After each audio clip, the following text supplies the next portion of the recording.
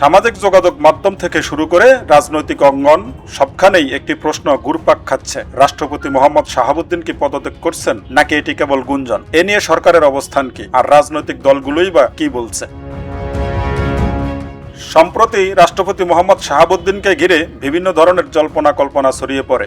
সামাজিক যোগাযোগ মাধ্যমে কেউ কেউ তিনি পদত্যাগ করতে যাচ্ছেন বলে দাবি করেন, আবার কেউ কেউ বলেন শীঘ্রই বড় ধরনের সাংবিধানিক পরিবর্তন আসতে পারে। তবে এসব দাবির পক্ষে এখন পর্যন্ত কোনো সরকারি প্রজ্ঞাপন, রাষ্ট্রপতির কার্যালয়ের আনুষ্ঠানিক বিবৃতি বা নির্ভরযোগ্য কোনো প্রমাণ প্রকাশিত হয়নি। সরকারের পক্ষ থেকেও রাষ্ট্রপতির পদত্যাগের বিষয়ে আনুষ্ঠানিকভাবে কোনো ঘোষণা দেওয়া হয়নি। দায়িত্ব পরিবর্তন হলে সেটি সংবিধান অনুযায়ী যথাযথ প্রক্রিয়ায় এবং আনুষ্ঠানিকভাবে জানানো হবে, এমনটাই সংশ্লিষ্ট মহলের বক্তব্য। ফলে বর্তমানে রাষ্ট্রপতি পদত্যাগ করতে পারেন বিষয়টি নিশ্চিত তথ্য নয়, বরং এটি গুঞ্জন হিসেবেই বিবেচিত হচ্ছে।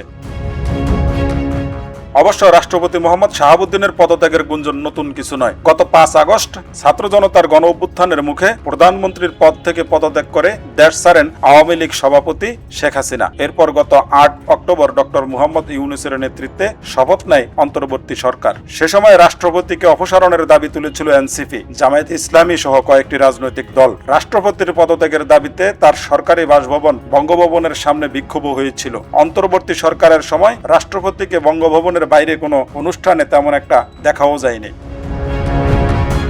তবে সাংবিধানিক সংকট হতে পারে এমন আশঙ্কায় বিএনপি সে সময় এই দাবিতে একমত হয়নি। পরে 12 ফেব্রুয়ারি ত্রয়োদশ জাতীয় সংসদ নির্বাচনে জয়ের পর তারেক রহমান প্রধানমন্ত্রী নির্বাচিত হলে সংসদ ভবনের সামনে তাকে শপথ পাঠ করান রাষ্ট্রপতি। ত্রয়োদশ জাতীয় সংসদ অধিবেশনেও তিনি বক্তব্য রাখেন।